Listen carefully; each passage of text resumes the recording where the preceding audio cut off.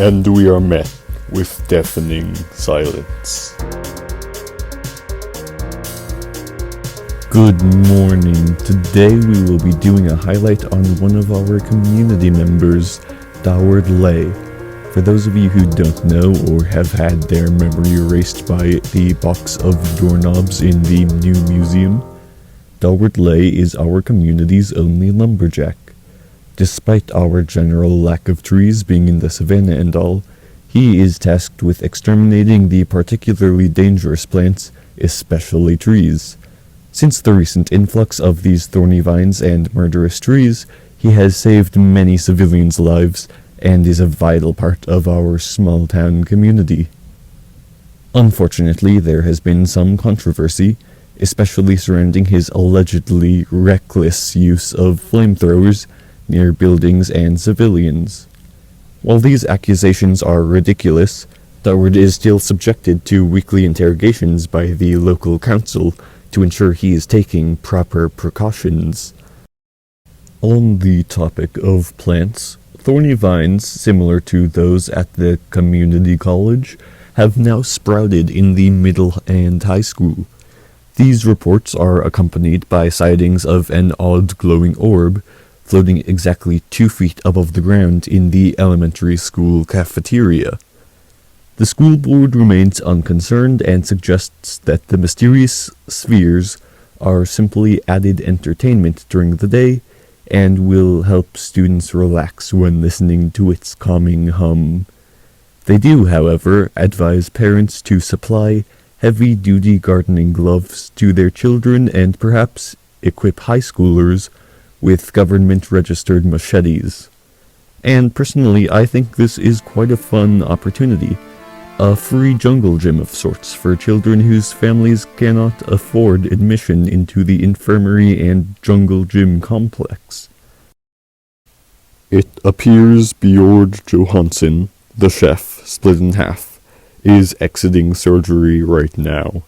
I have my now conscious intern on the scene giving me up.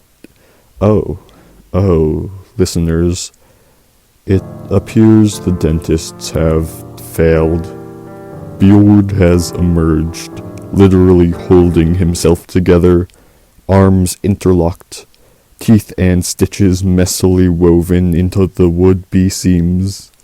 Upon interrogating the dentists, they explained that while they attempted to reattach the two halves, the new development of organs each side had lost, and in some cases never had prevented the corrective surgery as the hearts could not be removed.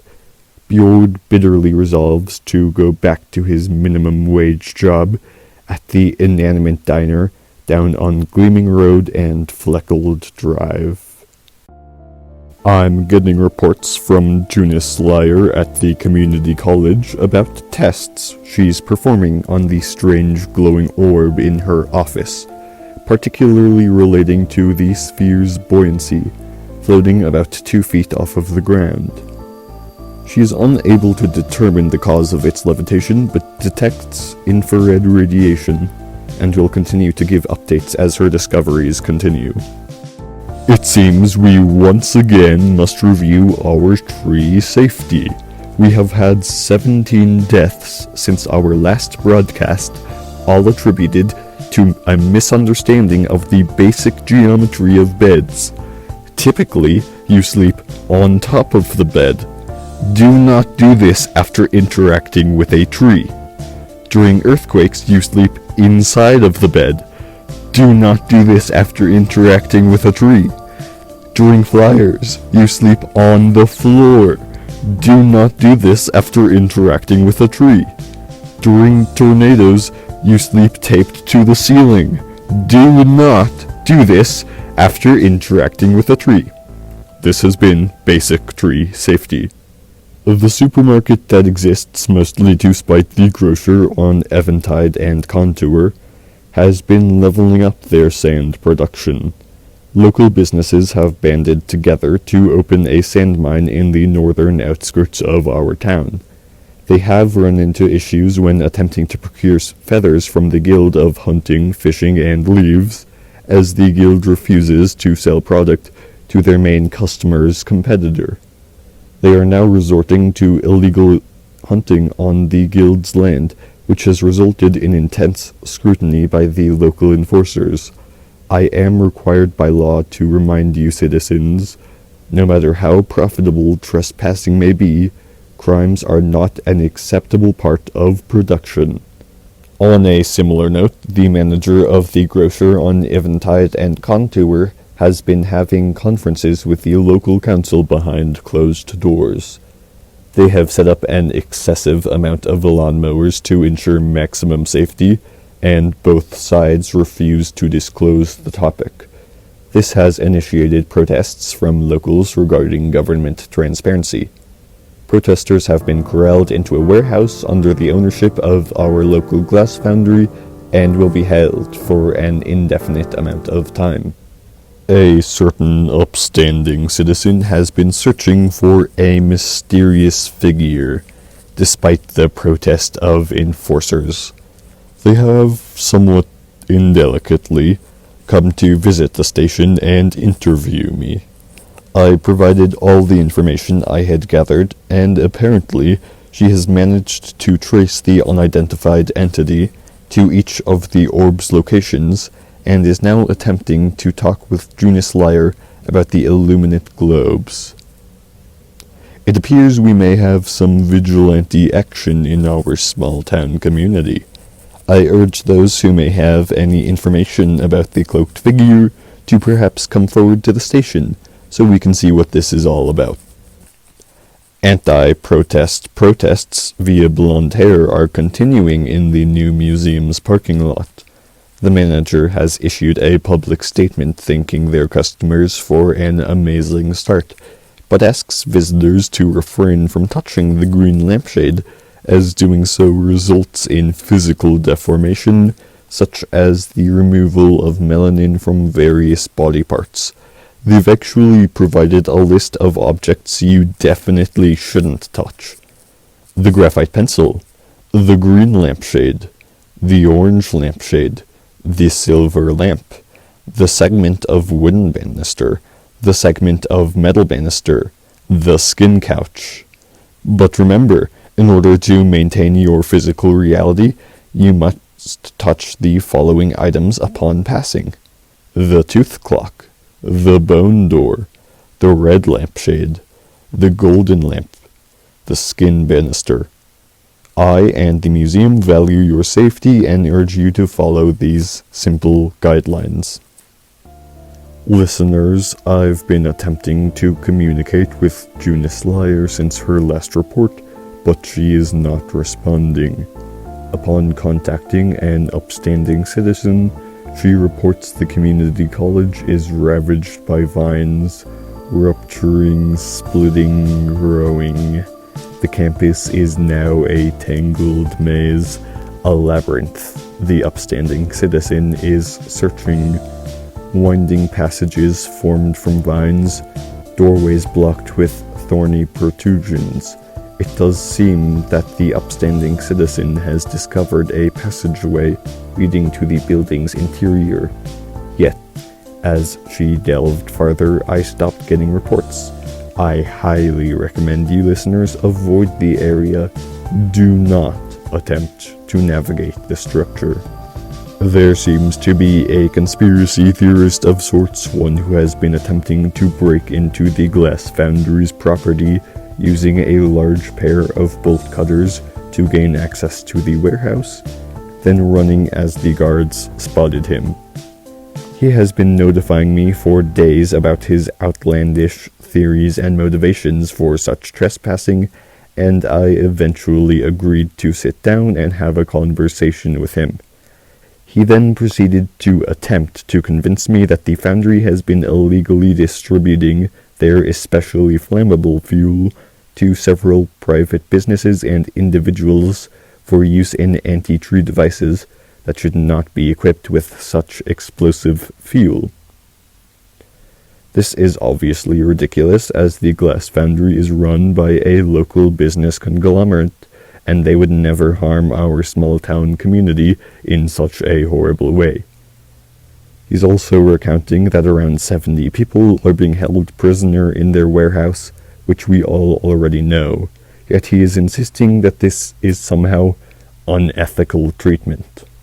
I'm currently receiving reports from a certain upstanding citizen. It appears through a series of shouts and heavy thudding noises. The upstanding citizen was able to locate Junus Slayer, trapped behind an impenetrable web of vines. Apparently, watches do not function in close proximity to the orbs, shorting and exploding on her wrist. She was unable to free Junus, returning and locating a phone to notify me and obtain help from Daward Lay.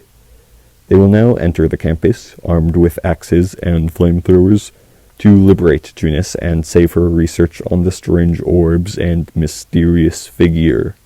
Next up, something terrible is happening at our community college, but first, a word from our sponsor. Do you like fast-paced and exciting games that provide value and fun to your life? Well, we don't offer that, but we do let you gently tap balls in the general direction of a hole and hope it rolls in so you can stop playing and leave. Only season passes are available, refunds are illegal, and any attempts to do so will result in lifelong imprisonment in the glass foundry and potentially execution. Any injuries suffered, whether self-inflicted or caused by the staff, we take no responsibility for. Fun is an opinion, brought to you by the Community Golfing Center. Citizens, I have just been notified that there is a fire at the community college. It seems that Daward Lay was unable to get through the thick tangled vines with his axe, instead resorting to using a flamethrower provided by the Bureau of Mass Destruction. Plumes of blistering light rise from the site as enforcers struggle to extinguish the inferno. All 3 community members had been safely extracted, the rest of the campus abandoned over the weekend. Junus Slayer's new discoveries holding her at the college. It was this very research that possessed her to delve into the blaze, attempting to preserve various notes and scraps of research.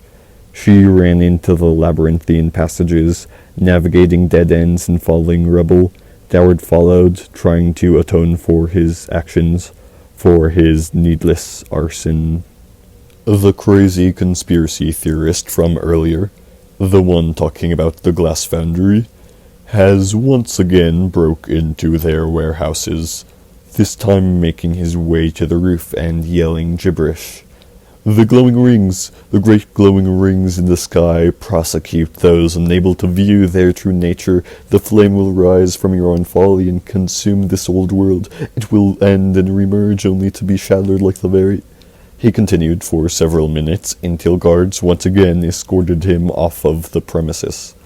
This entire interaction makes me thankful for the psych ward being added to the infirmary and jungle gym complex. Construction begins in 3 days, and I am sure it will get good use. Breaking news. The chasm in Savannah Park has been screeching for about a week, strange ethereal echoes emanating from the void. It continues even now, but it was today we heard the railguns fire for the first time.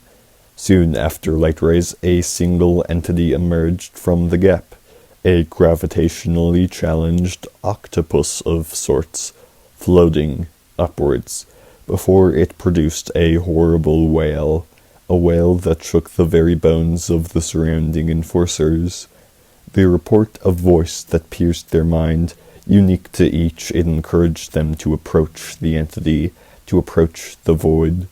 As the soldiers walked forward in some kind of trance, a commander activated the railgun temporarily, ending the situation. As the gravitationally challenged octopus died, the screeching below fell silent. It appears Daward, a certain upstanding citizen, and Junus Slayer are not dead. I myself interviewed Daward upon his return, gathering his anecdote. An anecdote of hellish plasma streaking across the office walls, dry vines bursting into flames, a glowing sphere, prismatic and white, violently shaking. A story of a falling beam trying to kill a professor, and a story of a hero pushing her out of the way. A tale of a mistake, of that same professor falling into a sphere. A horrible transmutation, skin stretching, burning, hardening, not burning, growing. A story of a professor surviving, not unchanged, a bark-like deformation tainting her reality. A radio broadcast of a professor, a lumberjack, and an engineer walking away. And the lie of a small accident, an avoidable, reckless mistake. Rings. 3 rings suspended in the sky. Great glowing rings twisting above, darkness permeating the gaps left behind. A solid black with distant cracks, subtly shifting above. Bustling fades to silence as the sun falls behind the horizon. Good night, citizens of the Golden Steppes.